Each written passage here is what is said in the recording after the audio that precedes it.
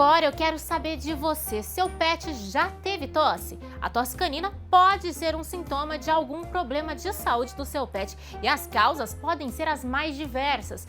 É tão importante cuidar da tosse que nós convidamos a veterinária Sara Cesarino para falar dos sinais que temos que ficar atentos. Seja muito bem-vinda, Sara. Obrigada. É um prazer te receber aqui hoje. Pra gente começar aí então, né? A tosse ela pode ser um sintoma muito frequente e fácil de ser identificado, mas a partir de que momento o tutor tem que estar atento e correr para o médico veterinário, né? Procurar a ajuda de um especialista?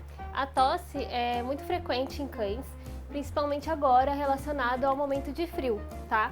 Épocas mais frias indicam pra gente, às vezes, tá? Que o paciente tem mais incidência de tosse, que é da doença tosse dos canis, né? A tosse dos canis é muito frequente em cães e pode acometer mais nessa parte de frio, nessa época de frio. Mas a tosse não quer dizer somente a tosse dos canis. Pode ser também relacionada a outros tipos de doença. Então, quando o seu pet, o seu cãozinho, está apresentando tosse, é de extrema importância que esse paciente seja encaminhado para o médico veterinário, tá? Os tutores, às vezes, acham que tosse não é nenhum problema, é muito grave. Então, tossiu uma vez, tossiu duas vezes, mas é importante. Quanto antes a gente puder entender o que está acontecendo, porque esse paciente está tossindo, é importante. Sara, você comentou aí, né, que pode ser sinal de outras doenças. Quais doenças seriam essas, no caso? A tosse, ela pode estar relacionada a problemas de cardiopatias, né, cardiovasculares aí em cães. O aumento do coração, o aumento de algumas câmaras do coração pode gerar tosse. Tem raças predispostas para problemas cardiológicos, por exemplo, York. Yorkshire é um paciente predisposto, a raça dele é predisposta a ter doenças cardiopatas, né, ter cardiopatias. Então, esse paciente, além da tosse dos canis, a tosse também pode ser cardiopatia. Pode ser também um colapso de traqueia, que é ali a diminuição do lúmen da traqueia. Então, a traqueia deveria estar dessa maneira. A traqueia fica assim. A diminuição do lúmen dela causa uma tosse, tá? Então, também pode ser um diagnóstico diferencial. Cardiopatias, colapso de traqueia, broncopatias, né? Então, às vezes, o paciente tem problema no pulmãozinho, também pode gerar tosse. Você comentou aí que os Yorkshires, né, têm aí predisposição a ter doenças cardiopatas. No caso da tosse canina, existe alguma raça que tem mais predisposição a ter? Não, a tosse canina pode ser de qualquer raça, tá? Pode ser qualquer tipo de paciente.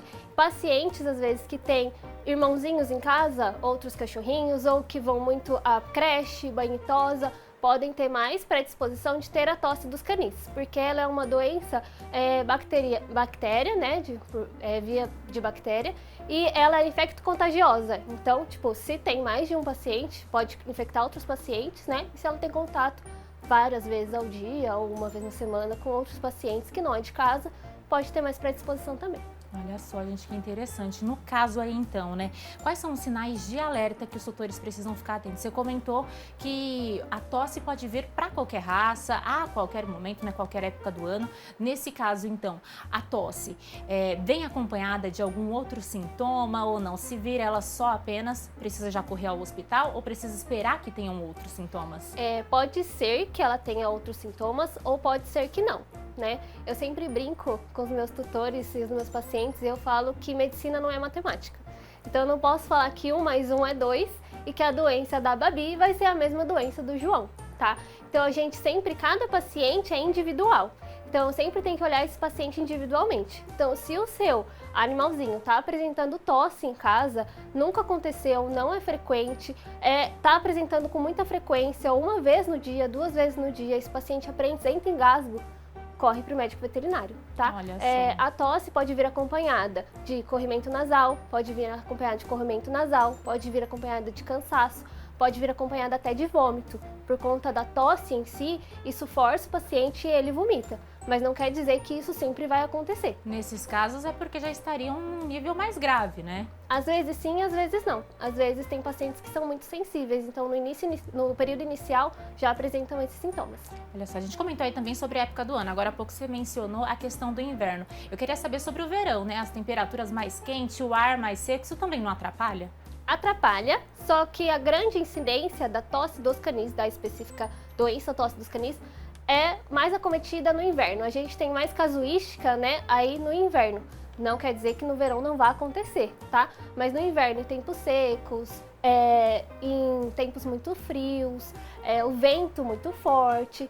Então acontece do paciente ter mais presença aí da tosse dos canis, tá? Mas não quer dizer que é uma doença somente de inverno. Então pode acontecer em qualquer época do ano. Pode acontecer. Uma outra dúvida muito comum aí dos tutores é a questão, né, que se esses animais de estimação que têm tosse, pode transmitir para outros animais que estejam em contato ali? Acredito que sim. Se for a tosse dos canis, né, que é a nossa gripe canina, então é igual gripe humana.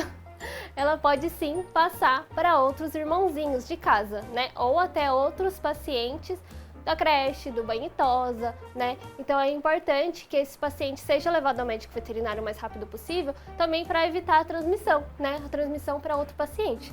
Pode sim passar para outros animaizinhos. E tem como prevenir, né, essa tosse? Como é que a gente trabalha aí em casa antes mesmo, né, do pet pegar essa doença? Como é que a gente faz para evitar isso? Eu sempre pontuo a medicina preventiva. É muito importante a gente trabalhar com a medicina preventiva. Hoje em dia, as pessoas têm mais facilidade de levar o seu pet quando ele está doente. Fato. A gente faz isso, né? É quando a gente está doente, que a gente vai no médico. Não é o indicado. A gente precisa sempre manter esse paciente visitando o médico veterinário, né? De 6 em 6 meses, uma vez ao ano, fazer exames periódicos. Isso nos ajuda muito a entender como que está esse pet. De um ano pode mudar muito. Então, tendo em vista os exames anteriores, tendo em vista como esse pet vai desenvolvendo, vai crescendo, a medicina preventiva é muito importante para diagnóstico de doenças precoces, né? E para a gente também iniciar o tratamento, tá? Então, o acompanhamento aí é fundamental. Fundamental. E também, visando a tosse dos canis, né? Como a gente estava falando agora, a vacina. A gente tem a vacina, né, Bronquiguard aí, para tosse dos canis, que ela é transmitida pela bactéria, tá? Então, é importante vacinar o seu pet. Tem muitas pessoas que falam, eu vou vacinar só com a V10 e com a raiva, que são as principais. Sim, elas são as principais, são doenças importantes que matam o pet. Mas a gripe também pode matar, né? E também pode causar aí grande desconforto para o pet. Então a gente pode vacinar esse pet. É importante a vacina, tanto para prevenção do pet, quanto para prevenção dos irmãozinhos, né, em casa. Então é muito importante que essa vacina esteja em dia. É uma vacina simples, são 2 doses iniciais e depois você faz acompanhamento anual da mesma maneira da V10. Nesse caso aí, a gente fala então da prevenção. E quando a gente fala, né, da questão do tratamento, como é que enquadra nesse caso se já está aí, né, diagnosticado com essa doença? Primeiro ponto que eu sempre falo, nunca medique em casa. Nunca. Nunca automedique o seu pet. Por quê? Às vezes a pessoa fala assim, vou pesquisar na internet, vou conversar com um amigo, vou conversar com outro amigo que já teve isso, o pet dele.